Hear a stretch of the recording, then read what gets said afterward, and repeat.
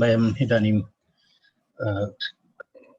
आरम्भं कुर्मः। अद्य अस्माकं 83तमः वर्गः 83rd क्लास् इति अस्ति।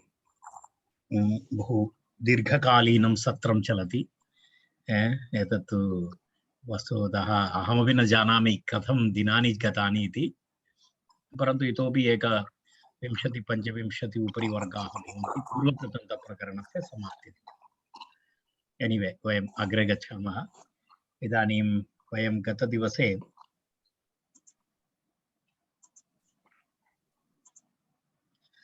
निनदीभ्यां स्नातेः कौशले इति सूत्रपर्यन्तं वयं दृष्टवन्तः। तावत्पर्यन्तम् अस्माकं विवरणं जातं। तत्र निनदीभ्यां स्नातेः कौशले इति अस्ति। तत्र उदाहरणमपि तत्र अस्माभिः दृष्टं। निष्णातः शास्त्रेषु इति अस्ति। नद्यां स्नाति इति नदीष्णः, तदपि एकम् उदाहरणम् उक्तं। नद्यां स्नाति इति नदीष्णः। तत्र किमस्ति? तत्र नद्याम् अहं तस्मिन् दिने उक्तवान्। नद्यां तत्र कुशलता अपेक्षिता स्नानार्थं। सर्वे नद्यां स्नानं कर्तुं न शक्नुवन्ति, तस्य कृते किञ्चित् अभ्यासः आवश्यकः। तर्हि नद्यां तत्र सुपिस्थः इति सूत्रेण तत्र कप्रत्ययः भवति। तदनन्तरं नदीस्न इति रूपं तद्दिने अहं प्रतिपादितवान्। तद्धितरूपम् अस्ति। तदनन्तरं पुनः अग्रे वयं गच्छामः। सूत्रं प्रतिष्णातम् इति अग्रिमं सूत्रम्। तप्रत्ययस्य प्रकरणम् अग्रे चलति। तत्र आनुषङ्गिकसूत्राणि अष्टमाध्यायस्य तृतीयपादस्य तत्र सूत्रं प्रतिष्णातम् इति अग्रिमं। तत्र एवमस्ति। सूत्रं प्रतिष्णातम् इति अस्ति। तत्र पदद्वयं। सूत्रं प्रतिष्णातम् इत्यत्र पदद्वयं। तत्र सूत्रम् इति प्रथमं पदं, प्रतिष्णातम् इति द्वितीयं पदम्। उभयमपि प्रथमान्तशब्दाः। सूत्रम् इति प्रथमान्तं, तदनन्तरं प्रतिष्णातम् इत्यपि प्रथमान्तशब्दः भवति। तत्र एवं सूत्रार्थः तस्य एकक्षणं तद् उद्घाटितुम्। तत्र पश्यतु, प्रतिष्णातम् इति अत्र निपात्यते सूत्रं चेत् भवति। अर्थात् सूत्रं प्रतिष्णातं प्रति उपसर्गपूर्वक स्नाधातु। प्रति उपसर्गपूर्वक स्नाधातु। प्रति उपसर्गपूर्वक स्नाधातोः क्तप्रत्यये तदनन्तरं तत्र किं भवति? धातोः सकारस्य षत्वं निपात्य प्रतिष्णातम् इति रूपसिद्धिं करोति। तत्र एवं निपातनमस्ति। तत्र प्रति इति उपसर्गः, स्नाधातु वयं ह्यः दृष्टवन्तः। स्नाधातु विषये वयं स्नाशौचे तत्र वयं तत्र दृष्टवन्तः ह्यः। तत्र सूत्रं श्ना इति मूलधातु, श्नाशौचे इति धातु, प्रति इति उपसर्गः, प्रतिष्णातम् इति शब्दः निपात्यते। कस्मिन् अर्थे? सूत्रं चेत् भवति। अर्थात् तत्र यदि अर्थः कीदृशमस्ति? सूत्रे अर्थे इत्युक्ते प्रतिष्णातं सूत्रम् इत्युक्ते विशुद्धं सूत्रम् इत्यर्थः। विशुद्धसूत्रम् इत्यर्थे प्रतिष्णातं सूत्रम् इति तत्र शुद्धमित्यर्थः इति तत्र दत्तमस्ति। शुद्धमित्यर्थः। तदेव प्रतिष्णातं सूत्रं शुद्धम् इत्यर्थः। अन्यत्र प्रतिस्नातम् इत्येव भवति। सूत्रम् इत्यर्थे प्रतिष्णातम् इति भवति। अन्येषु अर्थेषु तदा सकारस्य षकारः न भवति, प्रतिस्नातम् इति भवति। प्रतेः सिद्धान्तकौमुदी प्रतेः स्नातेः षत्वम् इति अस्ति। प्रतेः स्नातेः षत्वं प्रतिष्णातं सूत्रम् इति अस्ति। तत्र एवमस्ति, सूत्रप्रतेः स्नातेः षत्वं प्रतिष्णातं सूत्रम् अन्यत्र प्रतिस्नातम् इति तावत्पर्यन्तं विवरणं कृतम्। तावदेव वक्तव्यमस्ति। अत्र प्रक्रियानिमित्तं किमस्ति, प्रक्रिया इति तथा नास्ति।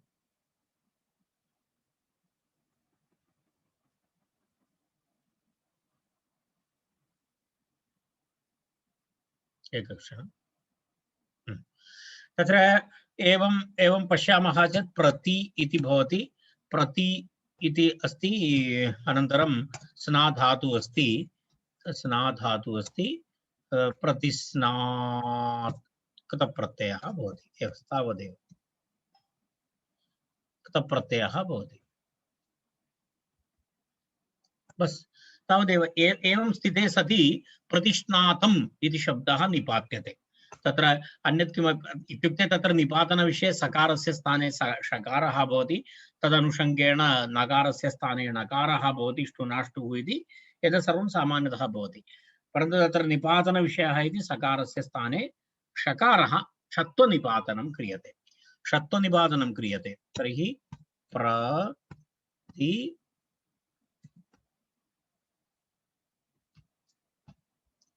प्रतिष्णात इति भवति। तस्मात् सुप्रत्ययमादेशे पूर्वरूपे प्रतिष्णातम् इति रूपं भवति, शुद्धम् इत्यर्थः। प्रतिष्णातम् इत्युक्ते शुद्धम् इत्यर्थः। तावदेव तस्मिन् विषये वक्तव्यमस्ति। तत्र सूत्रं प्रतिष्णातम् इति अस्ति। प्रतेः स्नातेः, प्रतेः अनन्तरं स्नातेः षत्वं प्रतिष्णातं सूत्रम् इति तावदेव। कपिष्ठलो गोत्रे इति अग्रिमं सूत्रम्।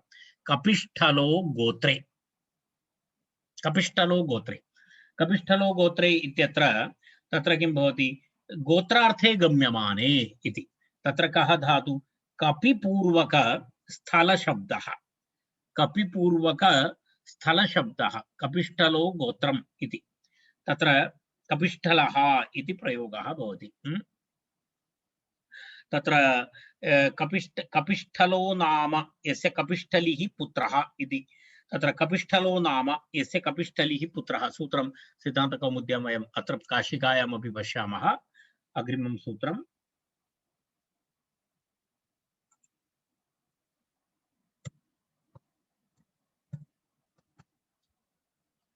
कपिष्ठलो गोत्रे इति। कपिष्ठलः इति प्रथमा एकवचनं, गोत्रे इति सप्तमी एकवचनं। कपिष्ठलः इति प्रथमा एकवचनं, गोत्रे इति सप्तमी एकवचनं। कपिष्ठलः इति निपात्यते गोत्रविषये। कपिष्ठलः नाम यस्य सः कपिष्ठलिः पुत्रः। तत्र एवमस्ति, कपिष्ठलः इति शब्दः निपात्यते कस्मिन् अर्थे, गोत्रार्थे गम्यमाने कपिपूर्वक स्थलशब्दस्य सकारस्य षत्वनिपातनं कृत्वा कपिष्ठलः इति तद् आनुषङ्गिकमस्ति। तत्र आनुषङ्गिकविषयः अस्ति। अत्र वस्तुतः एतद् तप्रत्ययस्य विषयः एव नास्ति तत्र, परन्तु यदा सकारस्य षकारविषयः आनुषङ्गिकः विषयः अत्र आचार्येण प्रतिपादितः। तत्र कथमस्ति, सूत्रार्थः स्पष्टः, कपिष्ठलः इति निपात्यते। कस्मिन् अर्थे, गोत्रविषये। कपिष्ठलः नाम कश्चन, कपिष्ठलः नाम यस्य सः कपिष्ठलिः पुत्रः इति अस्ति। तर्हि कपिष्ठलः इति ऋषिगोत्रं, ऋषिगोत्रस्य नाम, तत्र तस्य पुत्रः कपिष्ठलि इति। यदा वयं तद्धितप्रत्यये पठितवन्तः, कपिष्ठलो गोत्रे इति षत्वनिपातनं भवति। तत्र धल इति भवति, तत्र धल धातु भवति। धल इति तस्य धा इत्यस्य ष्टुनाष्टुः इति सूत्रेण तत्र ष्टुत्वं भवति। तत्र कपिष्ठल इति रूपं भवति। निपात्यते, अन्यत्र कपिस्थल इति भवति, अन्यत्र कपिस्थलम् इति सामान्यतः भवति। तत्र कपीनां स्थलम् इति कपिस्थलम् इति भवति। गोत्रार्थे चेत् कपिष्ठलम् इति भवति। अत्र पश्यामः मनोरमायामपि तस्मिन् विषये अधिकविवरणं कुत्रापि नास्ति। तत्र स्थलस्थाने इति धातुपाठे पाठे अस्ति तस्मात् पश्यतु एवं प्रक्रिया षत्वोपदेशः तद् अधिकं किमपि न गच्छामः वयं तावत् ज्ञातव्यम् अस्माभिः तत्र ष्ठलस्थाने इत्यर्थे ष्ठल इति भवति कपि अनन्तरं ष्ठल कपिष्ठल इति भवति परन्तु षकारस्य धात्वादेः षस्य सखा इति नियमेन कपिस्थलम् इति भवितव्यमस्ति अत्र विशेषविधि करोति गोत्रार्थे कपिष्ठल इति भवति तावदेव तत्र द्रष्टव्यमस्ति अन्यत् किमपि विवरणं तथा नास्ति अहं तत्र अधिकं विवरणम् इदानीं न करिष्यामि केवलम् एतावत् ज्ञातव्यम् अस्माभिः कपिष्ठलः नाम यस्य कापिष्ठलिः इति पुत्रः इत्यर्थः तस्मिन् अर्थे अयं शब्दः निपात्यते यदि अयं शब्दः गोत्रार्थे नास्ति तर्हि कपीनां स्थलम् इति केवलमस्ति तर्हि कपिस्थलम् इति भवति कपीनां स्थलम् इति कपिस्थलम् इति अर्थः भवति एवं तत्र शब्दद्वयं तत्र आचार्यः उक्तवान् तावदेव तत्र तस्मिन् विषये वक्तव्यमस्ति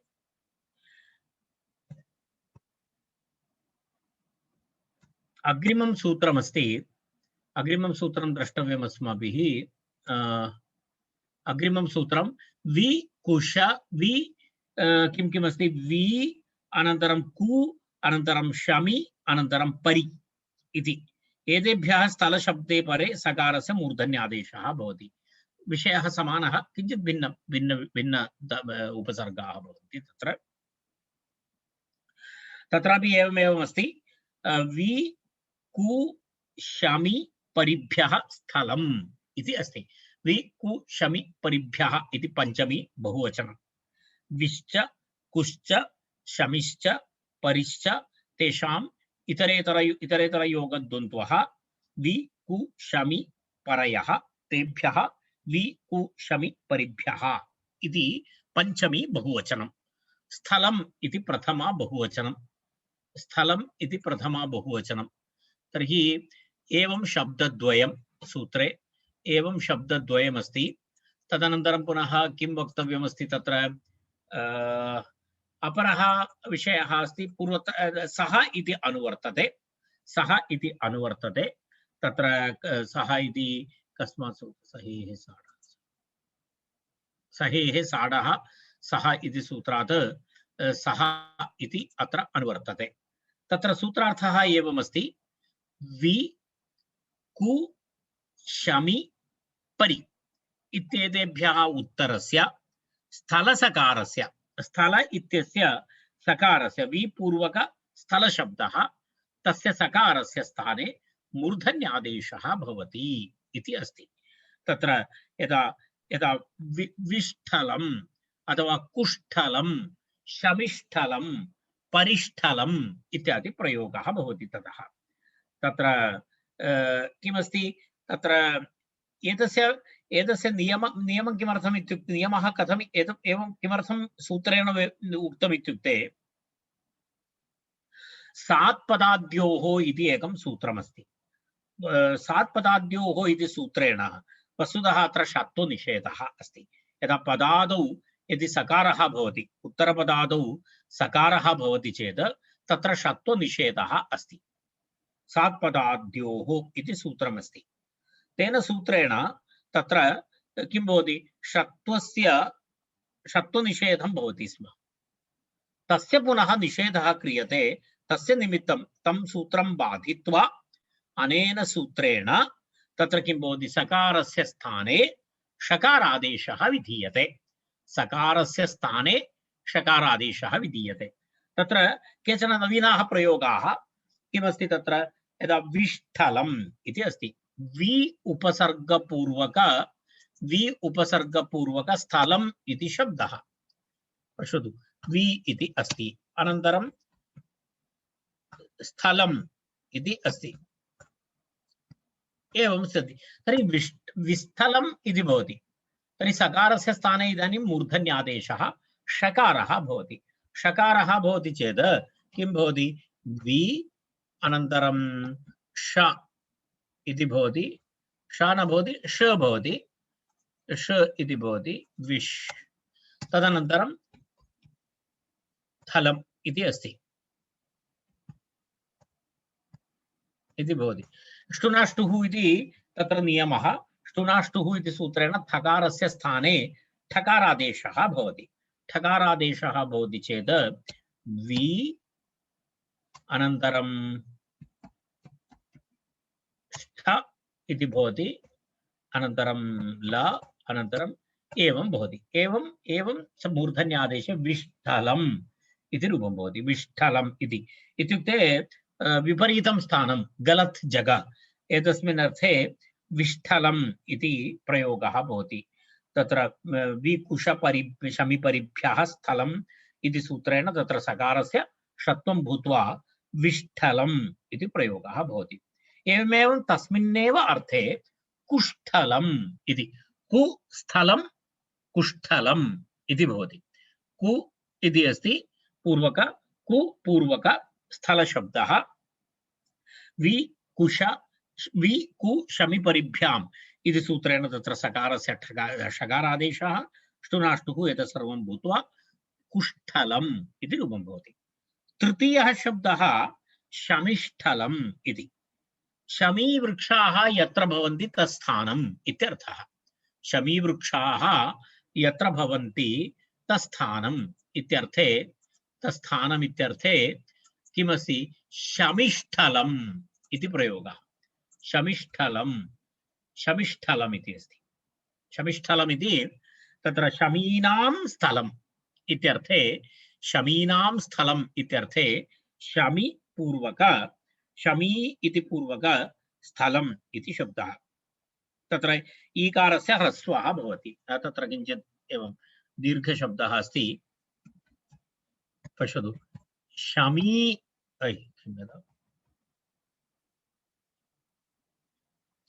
शमी इति शब्दः भवति, तदनन्तरं स्थलम् इति शब्दः भवति। शमी इति स्थलम् इति भवति। शमी तत्र शमी स्थलम् इति भवति, शमी स्थल इति भवति।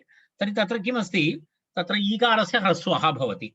तत्र ज्ञापोः संज्ञा छन्दसोर्बहुलम् इति एकं सूत्रमस्ति, अहं दर्शयामि। ज्ञापोः, एकक्षणम्,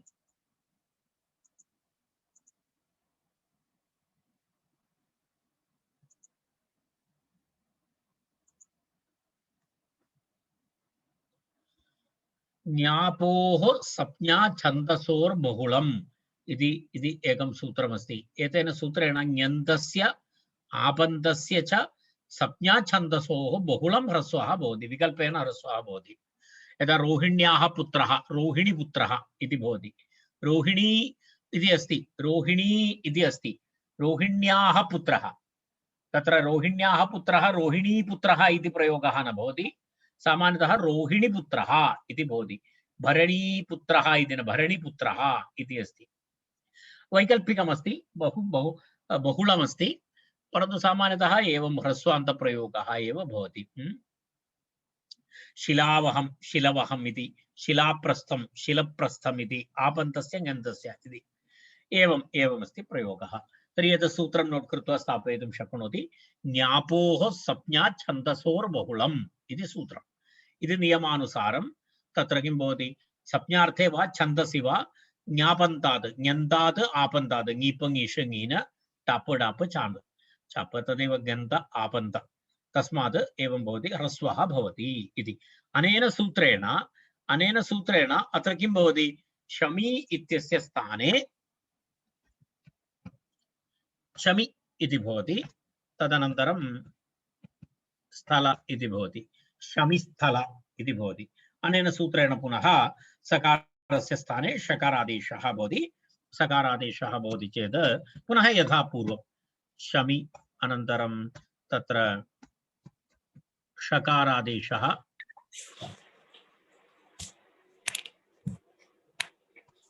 ष्ठा इति भवति। तत् भवन्तः जानन्ति, इतः पूर्वं वयं दृष्टवन्तः, शमिष्ठलम् इति भवति।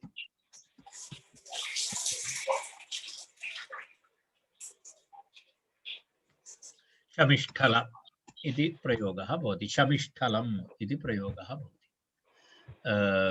एवं एवं शमिष्ठलम् इति एकं तत्र एकं सूत्रं विशेषतया वक्तव्यम् आसीत् इति कृत्वा अहं तद् उक्तवान्।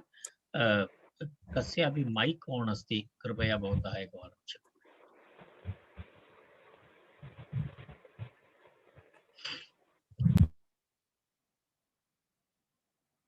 अग्रिममस्ति परिष्ठलम् इति अग्रिमः प्रयोगः।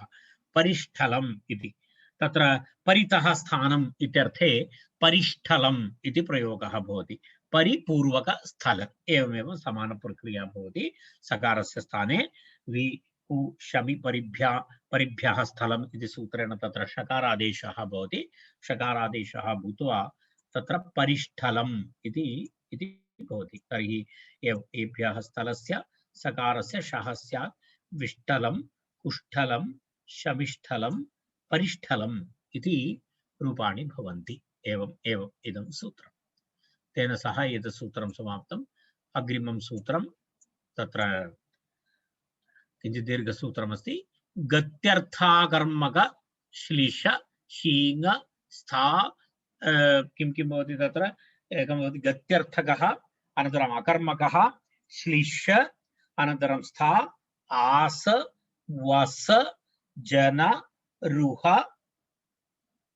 अनन्तरं जृ, जीर्यति इति जृ धातु। गत्यर्थाकर्मक श्लिष शीङ स्तास वस जन रुह जीर्यदिभ्यश्च इति अग्रिमं सूत्रं। तत्र सूत्रं पश्यामः इदानीं।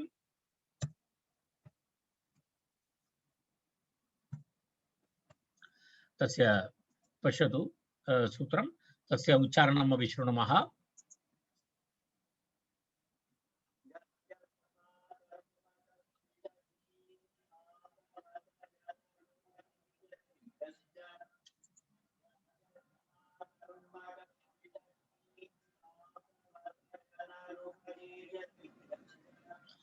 इति सूत्रस्य उच्चारणं। तत्र गत्यर्थ अकर्मक श्लिष शीङ स्था आस वस जन रुह जीर्यदिभ्यः इति उक्तम्। तत्र क्त प्रत्ययः, एतस्मात् क्त प्रत्ययः अनुवर्तते। इदानीं वयम् अस्माकं पूर्वतनप्रकरणं वयम् आगतवन्तः। इदानीं पर्यन्तं बहुभिः सूत्रैः वयं बहुभ्यः सूत्रेभ्यः वयं षष्ठाध्याये, सप्तमाध्याये, अष्टमाध्याये अस्माकं प्रवासः चलति स्म। इदानीं पुनः वयं पूर्ववत् यदा तृतीयाध्यायं प्रति प्रत्यागतवन्तः। तप्रत्ययविधायकसूत्रं 3472। इदानीं तप्रत्ययस्य विषयस्य समाप्तिप्रायः जातः। इदानीं बहुभ्यः सूत्रेभ्यः अस्माकं तदेव चलति स्म। स विषयः इदानीं समाप्तिप्रायः। तत्र एवमस्ति, गत्यर्थकधातवः तत्र किं किम् अस्ति इति गतिसंज्ञकधातवः किं भवति? गतिः अर्थः येषां ते, गतिः अर्थः येषां ते गत्यर्थाः बहुव्रीहि। तदनन्तरं न विद्यते कर्म येषां ते अकर्मकाः, येषां धातूनां कर्म न विद्यते, ते अकर्मकाः धातवः। न विद्यते कर्म येषां ते अकर्मकाः बहुव्रीहि। कदाचित् भवन्तः जानन्ति इति मन्ये, कुत्र सकर्मकधातवः के अकर्मकधातवः तत्र इदानीं भूषणसारादिग्रन्थेषु तस्मिन् विषये प्रतिपादितमस्ति। तदनन्तरं गत्यर्थाश्च अकर्मकाश्च श्लिषश्च शीं च स्था च आस च वस च जन च रुह च जृ इति जीर्यतिश्च तेषाम् इतरेतरयोगद्वन्द्वः। तस्य पुनः पञ्चमी बहुवचनं किं भवति? पञ्चमी बहुवचनं तत्र एतत् एकपदं सूत्रं च इति, द्विपदं सूत्रं च इति अभ्ये। क्त इति अनुवर्तते। कर्तरि कृत्, कर्तरि इति अनुवर्तते, कृत् इति अनुवर्तते।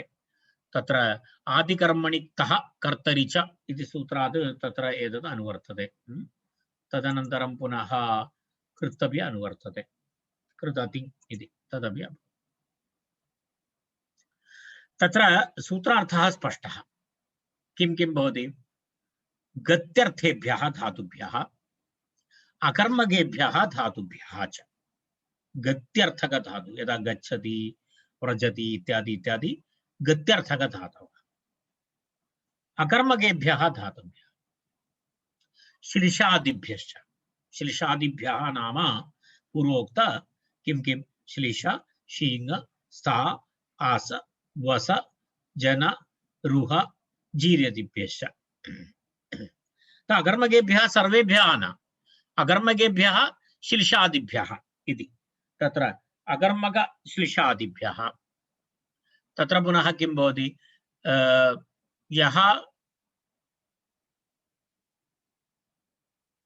अकर्मकेभ्यः श्लिशादिभ्यः भिन्नमस्ति तत्र क्तः सः कर्तरि भवति यः क्तप्रत्ययः विधीयते सः क्तप्रत्ययः कर्तृर्थे भवति इति विशेषविधानं करोति एतेभ्यः अत्र उपरि निर्दिष्ट धातुभ्यः यः क्तप्रत्ययः भवति सः क्तप्रत्ययः कर्तरि भवति इति अस्ति तद्विशेषतया किमर्थं वक्तव्यं तप्रत्ययः भावकर्मणोः भवति इति नियमः तप्रत्ययः केभ्यः भवति कस्मिन् अर्थे भवति धातुभ्यः भावार्थे भवति कर्मार्थे भवति तद्वयं जानीमः तयोरेव कृत्यक्त कलर्थानाम् इति सूत्रं वयं सर्वदा स्मरामः तर्हि तप्रत्ययः वस्तुतः भावार्थे भवति धातुभ्यः कर्मार्थे भवति अत्र विशेषविधानमस्ति एतेभ्यः धातुभ्यः यत्र उक्त गत्यर्थेभ्यः अनन्तरम् अकर्मकेभ्यः स्था इत्यादिभ्यः धातुभ्यः किं भवति कर्तरि क्तप्रत्ययः भवति कर्तृर्थे क्तप्रत्ययः भवति कर्तृर्थे क्तप्रत्ययः भवति चकारग्रहणेन किं भवति चकारग्रहणेन वयम् एतदपि जानीमः चकारग्रहणेन भावार्थेपि भवति कर्मार्थेपि भवति तत्तु कामन् भावार्थे कर्मार्थे च भवति इत्यर्थः च वयं जानीमः यदा एतादृशप्रयोगाः भवन्ति सर्वदा यदा देवदत्तः ग्रामं गतः इति वयं वदामः एतत्र कथं भवति प्रयोगः देवदत्तेन ग्रामः गतः इति वक्तव्यं खलु कारणं क्तप्रत्ययः कर्मार्थे भवति क्तप्रत्ययः भावार्थे भवति तर्हि देवदत्तः गतः इति प्रयोगः कथं शुद्धः भवति इति प्रश्नः सर्वदा भवति तस्य उत्तरमस्ति एतत्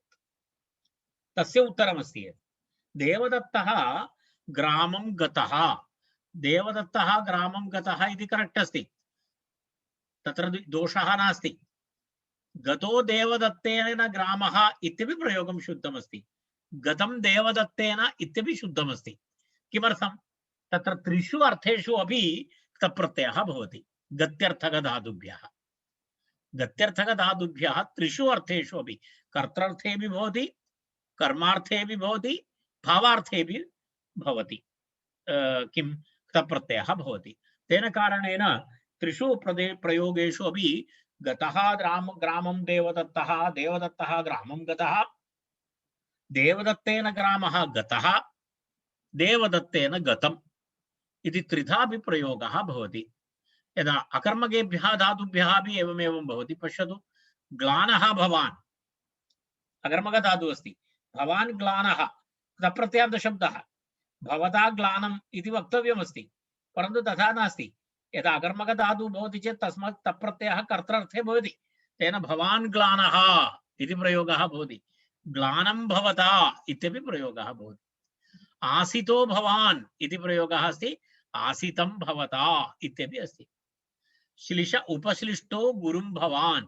उपश्लिष्टो गुरुः भवता इति एतादृशप्रयोगाः विशेषप्रयोगाः पश्यतु एतद् भवन्तः सर्वदा जस्था धातु सः उपस्थितः इति प्रयोगः भवति तेन उपस्थितम् इति न स इति तत्तु अस्ति एव तेन उपस्थितम् इति प्रयोगः तु भवत्येव परन्तु सः उपस्थितः इति प्रयोगः कथम् इति प्रश्नः भवति कारणं तत्र क्तप्रत्ययः कर्मणि भवति चेत् तेन उपस्थितम् इति वक्तव्यं सः उपस्थितः इति कथं वक्तुं शक्यते इति प्रश्नः तर्हि तस्य एतस्य उत्तरमस्ति उपासितो गुरुं भवान् गुरुम् उपासितः इति प्रयोगः श्रुतः भवता गुरुः उपासितः इति अस्ति एव भवता गुरुः उपासितः इति अस्ति परन्तु भवान् गुरुम् उपासितः इति प्रयोगः अपि एवं भिन्न भिन्न उदाहरणानि सन्ति। एकैकस्य सिद्धान्तकौमुद्याम् एतद् काशिकानुसारम् अहम् एतानि उदाहरणानि उक्तवान्। सिद्धान्तकौमुद्यामपि उदाहरणानि सन्ति। येभ्यः कर्तरि क्तः स्यात् भावकर्मणोः च इति उक्तम्। येभ्यः कर्तरि क्तः स्यात् भावकर्मणोः च इति अस्ति। तत्र सूत्रार्थः स्पष्टः। येभ्यः इति उक्त पूर्वोक्तगत्यर्थ अकर्मक श्लिष शीङ स्था हस वस जन रुह जृ एतेभ्यः धातुभ्यः तत्र किं भवति इत्युक्तम् अर्थक्तप्रत्ययः भवति कर्तृर्थे भावकर्मणोः च भावार्थे कर्मार्थे च इति उक्तम्।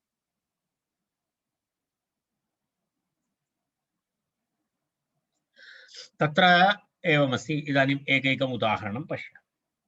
गंगां प्राप्तः, गंगां गतः, गंगां गतः इति गंगा गतः तत्र गत्यर्थक गमधातु।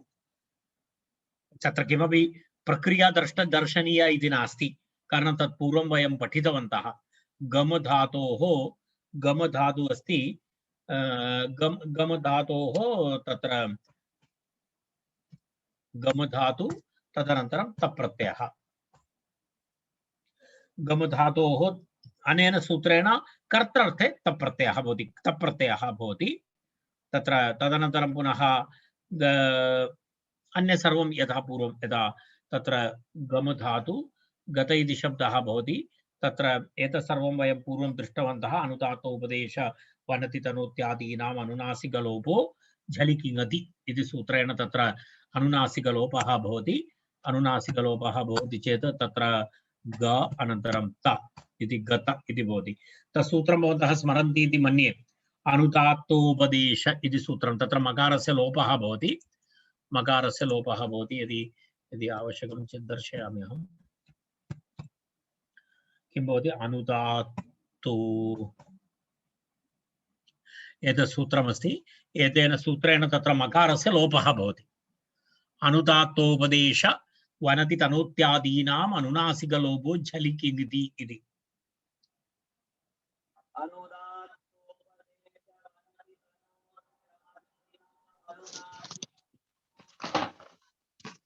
एतत् सूत्रमेकवारं स्मरतु।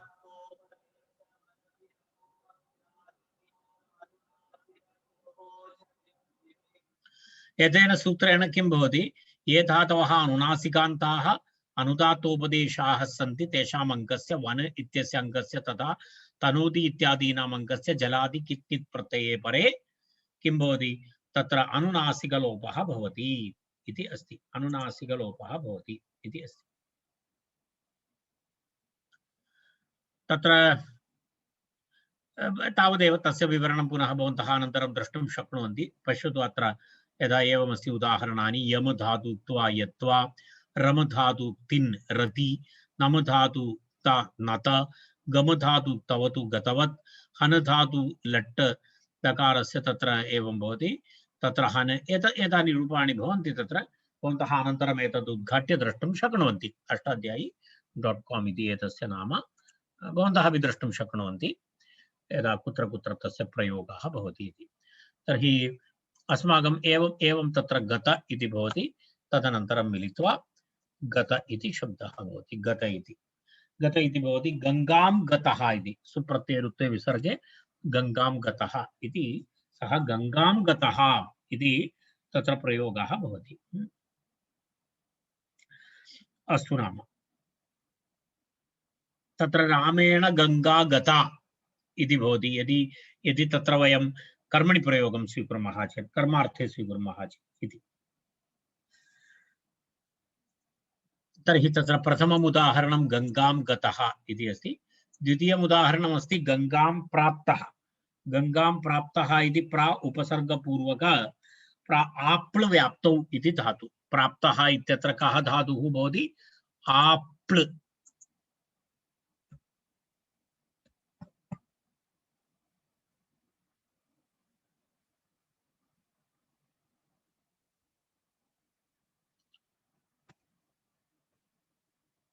आ अनन्तरं प आप्ल इति धातुः अस्ति। पश्यतु, आप्ल व्याप्तौ इति धातुः अस्ति। प्र उपसर्गः आप्नोति इति भवति। आप इति भवति स्वादिभ्यश्नम्। तत्र स्वादिगणे भवति, तेन कारणेन तत्र नकारः मध्ये भवति, श्ना इति अस्ति खलु। तर्हि आप्नोति आप्नुतः आप्नुवन्ति, आप्नुषि आप्नुतः आप्नुथ, आप्नोमि आप्नुवः आप्नुमः इति सिद्धरूपं भवति। तत्र आप इति धातु प्रा उपसर्गपूर्वक आप धातु। प्रा इति उपसर्गः अस्ति, आप इति धातुः भवति, अनन्तरं तप्रत्ययः भवति। तत्र प्रा प्लस आप किं भवति, सवर्णदीर्घः भवति। तर्हि किं भवति, प्राप्त प्रा इति भवति, अनन्तरं प अनन्तरं त इति रूपं भवति। सुप्रत्ययरुत्ते विसर्गे प्राप्तः इति। एतदपि एतद् गङ्गां प्राप्तः इति तत्र भावार्थे कर्मार्थे प्राप्तम् इति भवति। एतदपि वस्तुतः गत्यर्थकधातोः उदाहरणम् अस्ति। गत्यर्थकधातोः उदाहरणद्वयम् अस्ति तत्र। तत्र एतदपि गत्यर्थे एव एतस्यापि ग्रहणं भवति। एतस्य अस्ति ग्लानः इति अस्ति। ग्लानः इति अकर्मकधातोः उदाहरणमस्ति। ग्लैहर्षक्षये इति धातु। ग्लैहर्षक्षये इति पूर्वमस्माभिः दृष्टमस्ति। ग्लैहर्षक्षये इति धातु वयं जानीमः। आदेश उपदेशे अशिति इति सूत्रेण तत्र ग्ला इति भवति। आदेश उपदेशे अशिति इति ग्ला इति। तत्र ग्ला इति क्षम्यतां, ग्लै अस्ति, क्षम्यताम्। अस्तु, नाम तत्रैव अस्ति धातु। म्लै ग्लै इव म्लै भवति। म्लै माने म्लै हर्ष धातु समानः अस्ति, समानमेव अस्ति। ग्लै इति मम मुखे आगतं। म्लायति म्लायतः म्लायन्ति, म्लायसि म्लायथः म्लायथ इति सिद्धरूपं भवति। म्लै हर्षक्षये म्लै इति मूलधातु म्लै इति भवति। तत्रापि एवमेव। तदितः पूर्वम् अस्माभिः दृष्टमिति मन्ये। म्लै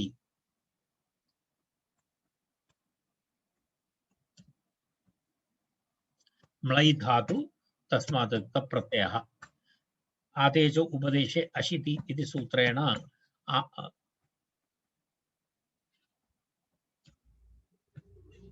म्ला इति भवति। तदनन्तरं तप्रत्ययः भवति, म्लात इति भवति। म्लाई तद् यदा आदेशोपदेशः सर्वम् अभवत्, तत्र निष्ठातकारस्य नकारादेशः भवति। तदपि अस्माभिः पूर्वम् इदानीम् अस्मिन् प्रकरणे एव अस्माभिः पठितमस्ति। संयोगादेरातो धातोः यण्वतः इति।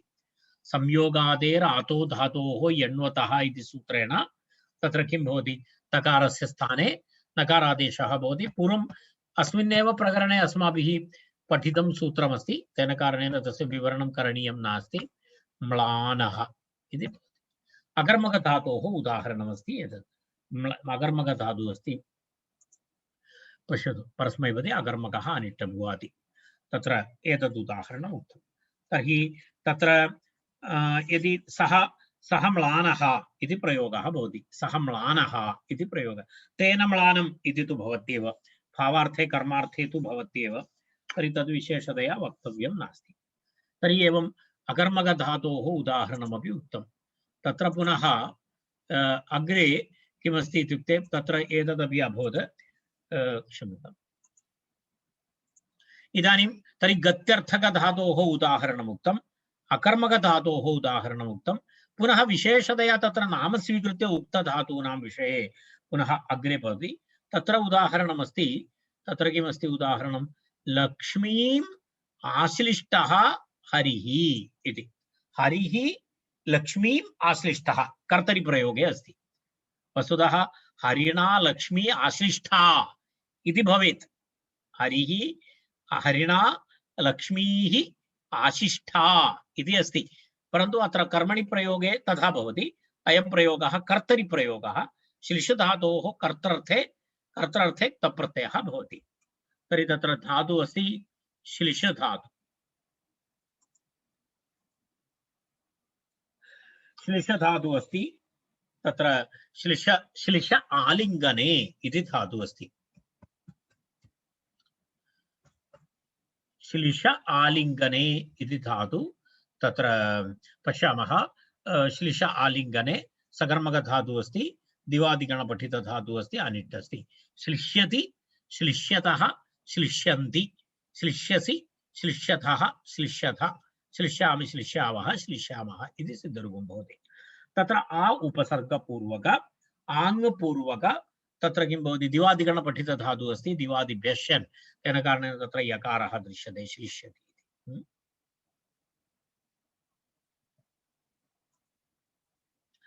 श्लिषधातु, श्लिषधातु तस्मात् तप्रत्ययः, अनन्तरम् आ उपसर्गः, आ उपसर्गः, तर्हि आ श्लिष त इति भवति। आश्लिष त इति तिष्ठति, तत्र किं भवति, आश्लि ष इति भवति। टकारस्य स्थाने टकारादेशः भवति, ठकारादेशः भवति। आश्लिष, तत्र किं भवति, आश्लिष टकार, अष्टुनाष्टुः इति सूत्रेण टकारादेशः भवति। टकारादेशः भवति चेत् आश्लिष्ट इति भवति। पश्यतु, आश्लिष्ट इति भवति। तस्मात् सुप्रत्यये ऋत्वे विसर्ग,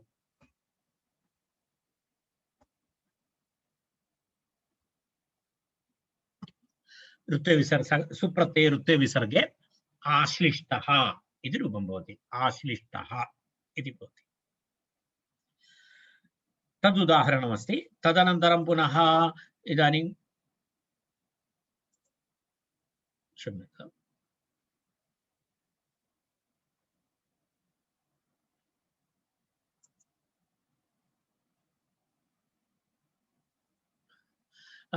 लक्ष्मीवाश्लिष्टः हरिः इति उदाहरणं तत्र सम्पन्नं। शेषम् अधिशयितः इति अग्रिम उदाहरणं। शेषम् अधिशयितः हरिः, यदा शेषस्य उपरि शयनं करोति विष्णुः इति, तस्मिन् अर्थे शेषम् अधिशयितः इति प्रयोगः। शेषम् अधिशयितः, शेषे शेषे शयितवान् इत्यर्थः। तत्र अतिशींस्तासां कर्म इति शेषः कर्म भवति। तत्र अति उपसर्ग, अतिशींस्तासां कर्म इति कारकप्रकरणं। कारकप्रकरणे भवन्तः स्मरन्ति, अति उपसर्गपूर्वक शीङ् धातु, स्था धातु, अस् एतेषां तत्र अधिकरणम्, अधिकरणे कर्म भवति। अधिकरणार्थे अधिकरण एतस्य कर्म भवति इति, अधिकरणस्य अतिशींस्तासां कर्म इति कर्मसंज्ञा भवति अधिकरणस्य। तेन कारणेन वैकुण्ठम् अतितिष्ठति हरिः इत्यादि प्रयोगः भवति, वैकुण्ठमास्ते इत्यादि प्रयोगः भवति। तत् भवन्तः कारकप्रकरणं ये पठितवन्तः ते स्मरेयुः। अन्यथा तु मम कारकप्रकरणवर्गः इदानीं चलति, तत्र अहं तस्य विवरणं करिष्यामि। शेषम् अधिशयितः इति प्रयोगः। शेषम् अधिशयितः, शेषम् अधिशयितवान्, शेषे शयितवान् इति अधिकरणार्थे कर्मसंज्ञा अस्ति। तत्र शी धातु, शीङ् स्वप्ने इति शी धातु अस्ति। शी धातोः उदाहरणमस्ति एतत्। तत्र शीङ् स्वप्ने इति धातु, तस्मात् किं भवति, अनेन सूत्रेण कर्तरि तप्रत्ययः, कर्तरि तप्रत्ययः। कारणम् अत्र द्वितीय श्लिष अनन्तरं शीङ् इति अस्ति, तर्हि तत्रापि एवमेवं भवति। शी इति भवति, अनन्तरं तप्रत्ययः भवति, शीत इति तप्रत्ययः भवति। तत्र अधि उपसर्गपूर्वक अस्ति, अधि इति अस्ति। तर्हि अधि उपसर्गपूर्वक शी धातु, तस्मात् तप्रत्ययः इति भवति। तत्र इडागमः भवति। इडागमः भवति चेत् तत्र किं भवति, इडागमः अस्ति खलु, अत्र अर्धधातुकस्य इडुवलादेः इति इडागमः। अधि शी ई त इति तप्रत्ययः। शी धातोः इतः तत्र सार्वधातुक अर्धधातुकयोः इति सूत्रेण गुणः भवति। अधि अनन्तरं किं भवति शे इति भवति गुणः भवति चेत् इ अनन्तरं त इति भवति। तदनन्तरम् अयादेशः भवति एकारस्य तर्हि अ दि श अधिश एकारस्य स्थाने अयादेशः भवति चेत् अधिशय इ अनन्तरं त इति भवति मिलित्वा अधिशयित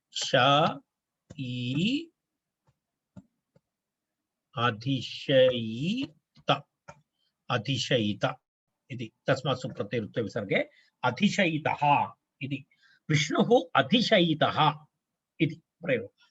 कुत्र अधिशयितः तत्र उक्तं शेषं शेषनागम् इति अर्थः। शेषनागम् अधिशयितः कर्तरि प्रयोगः भवति। विशेषः नाम कर्तरि। शेषं तत्र अधिकरणार्थे अस्ति। तत्र हरिणा अधिशयितम् इति प्रयोगः अपि अस्ति। हरिणा शेषः अधिशयितः इत्यपि प्रयोगः अस्ति। हरिणा शेषः अधिशयितः इति प्रयोगः अस्ति। अनन्तरं हरिणा अधिशीतम् इति प्रयोगः अस्ति। तर्हि एतत् अभवत्। तर्हि किं किमस्ति श्लीष शीङ स्था स्था धातोः उदाहरणमस्ति अधिष्ठितम् इति। अधिष्ठितम् इति तत्र रूपमस्ति। स्था धातु वयं जानीमः ष्ठागतिनिवृत्तौ इति धातु। तत् पूर्वं दृष्टवन्तः इति कृत्वा इदानीम् अहं न दर्शयामि। ष्ठागतिनिवृत्तौ इति धातु अस्ति। ष्ठागतिनिवृत्तौ ष्ठा इत्यस्य षकारस्य स्तकारः भवति। तेन सह ठकारस्य ठकारादेशः भवति। तर्हि तत्र स्था इति भवति।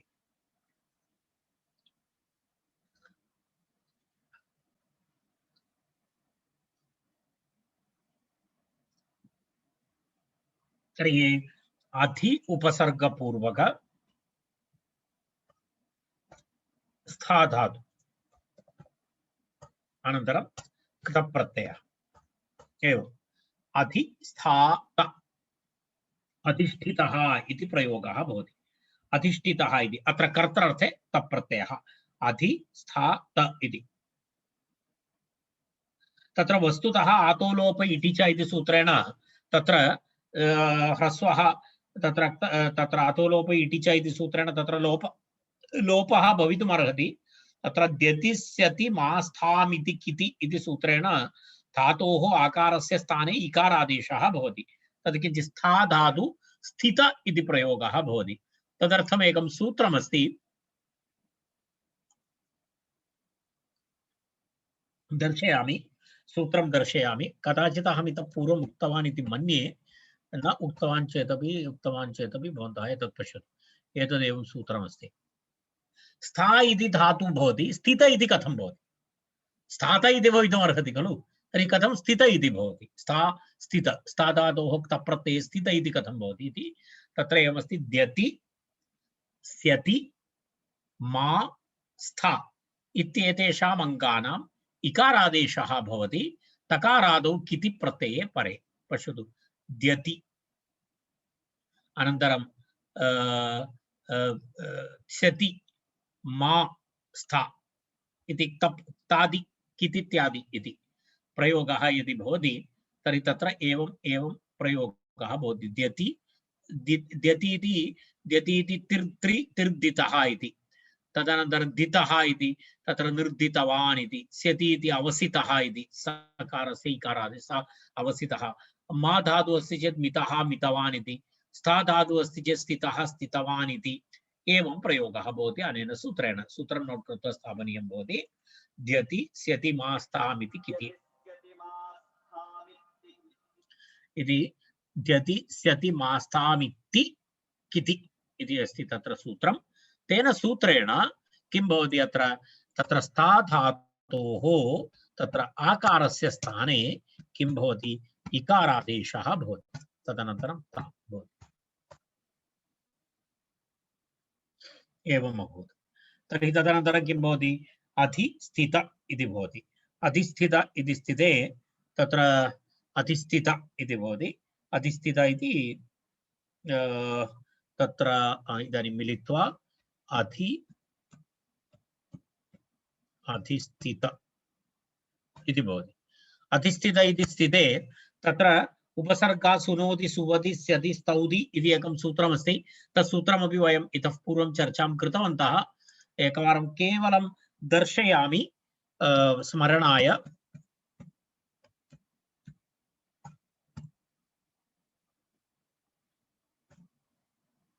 पश्यतु एतत् सूत्रं। तेन सूत्रेण किं भवति? तत्र षत्वं भवति।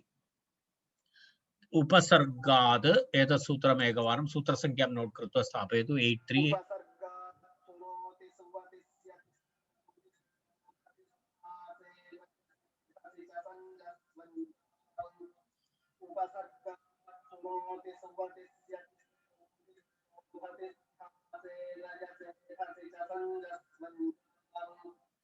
अत्रापि स्था धातुः अस्ति।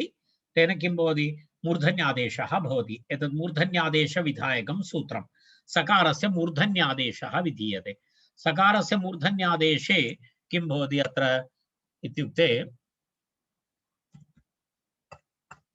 अधि इति भवति। तदनन्तरं सकारस्य मूर्धन्यादेशे किं भवति? षकारादेशः भवति। ष इति भवति। ष इति भवति। तदनन्तरं थकारः भवति। थकारस्य किं भवति?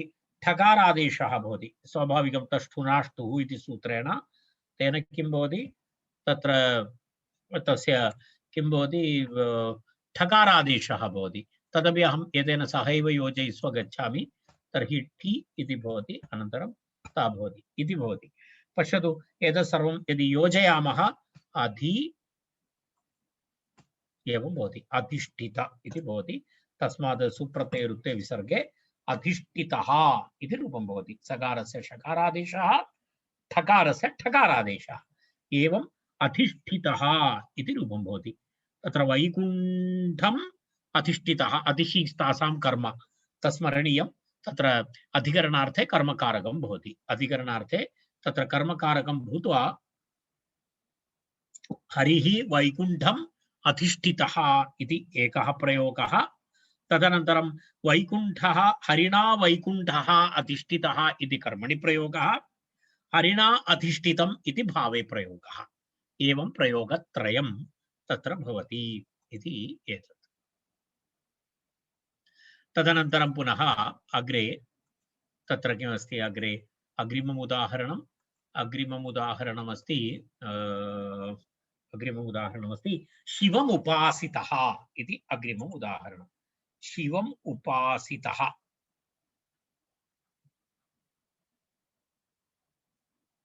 अत्र अस्ति शिवम् उपासितः इति उदाहरणं।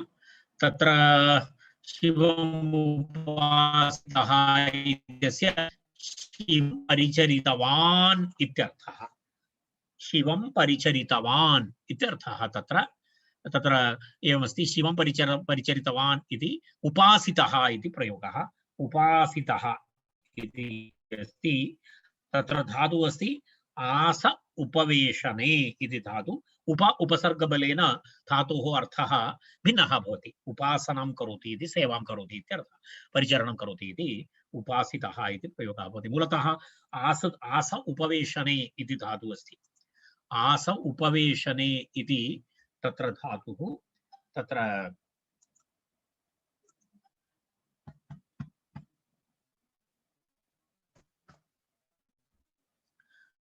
अग्रिम आस उपवेशने इति अस्ति।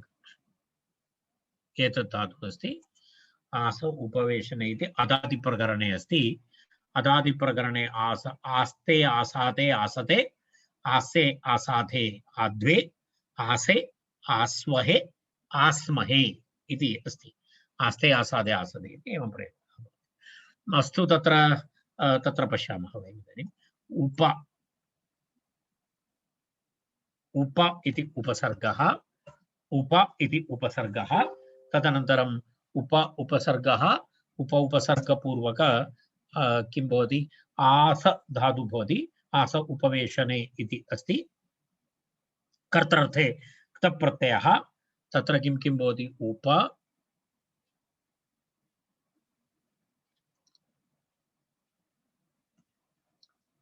आस कर्तृर्थे तप् प्रत्ययः अनेन सूत्रेण तदनन्तरं पुनः किं भवति इडागमः भवति उप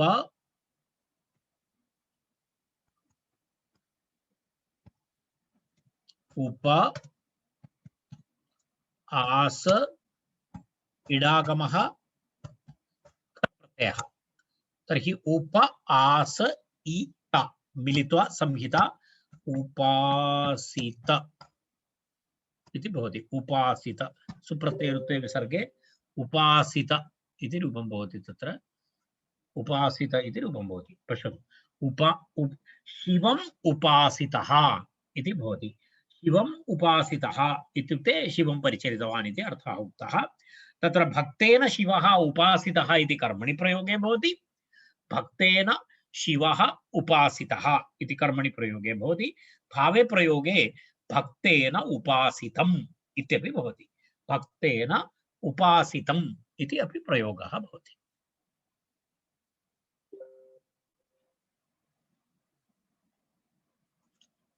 इति तत्र शिवदिनम् उपासितः इति हरिदिनम् उपोषितः इति अस्ति तत्र धातोः तत्र एवमस्ति खलु किं किम् अस्ति इदानीं के धातवः तत्र भवन्ति इति पश्यतु एकवारं तत्र पुनः इदानीं श्लिष अभवत् शीङ् अभवत् तदनन्तरं स्था अभवत् श्लिष स्था अनन्तरं स्था अनन्तरं आस अनन्तरं वस इति वस इति धातु वस धातु वस धातोः विषयः अस्ति इदानीं तत्र पश्यामः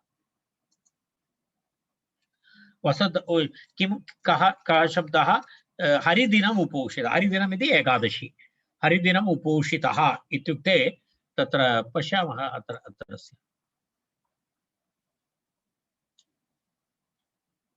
पश्यतु हरिदिनम् उपोषितः इति तत्र उपोषणं कृतवान् इति हरिदिनं न भुक्तवान् इत्यर्थः उपान्नोद्भ्यां वसः उपान्नोद्भ्यां वसः इति सूत्रेण हरिदिनम् इत्यस्य कर्मसंज्ञा भवति अन्यथा अधिकरणार्थे भवति तत्र हरिदिने न भुक्तवान् इत्यर्थः परन्तु तत्र उप अनु अव अनन्तरं तस्य अधि इति आङ् एतेभ्यः वसुधातुः भवति चेत् तत्र अधिकरणार्थे कर्मकारकं भवति पश्यामः अग्रे कारकप्रकरणे एतं विषयं हरिदिनम् उपोषितः इति तत्र उपसर्गपूर्वक वसुधातुः अस्ति तत्र किं भवति उपसर्गपूर्वक वसुधातु वसधातु वयं जानीमः वसनिवासे इति धातु वसनिवासे इति धातु अस्ति उपोषणम् इति शब्दः उपोषितः इति शब्दः उप वस अनेन सूत्रेण कर्तृर्थे तप् प्रत्ययः उपवसत इति तिष्ठति उपवसत इति तिष्ठति चेत् तत्र तप् प्रत्ययः वसति शुधेरिट् इति वस्तुतः इट् आगमः भवति अनन्तरं किं भवति वसति शुधोरिट् इति सूत्रं वसति सुधोरिट् इति सूत्रेण इट् आगमः उप वस इ त इति भवति तत्र पुनः वचिस्वपि यजादीनां किति तद् वयम् इतः पूर्वं पठितवन्तः वयं जानीमः इतः पूर्वमपि आगतमस्ति एतद् वचि स्वपि यजादीनां किति इति सूत्रेण तत्र किं भवति उप अनन्तरं सम्प्रसारणं भवति तत्र सम्प्रसारणं भवति चेत् वकारस्य स्थाने उकारः भवति तदनन्तरम् अस् अनन्तरम् इ अनन्तरं त एवं भवति सम्प्रसारणाच्च इति सूत्रेण तत्र किं भवति एवं उ अनन्तरं स अनन्तरम् इ अनन्तरं त उप उस इ त इति भवति। शसि वसि घसीनां च इति सूत्रेण सकारस्य स्थाने षकारादेशः भवति। शसि वसि घसीनां च इति सूत्रम् उपानन्तरं भवन्तः पश्यन्तु। उप उ ष ष इति भवति।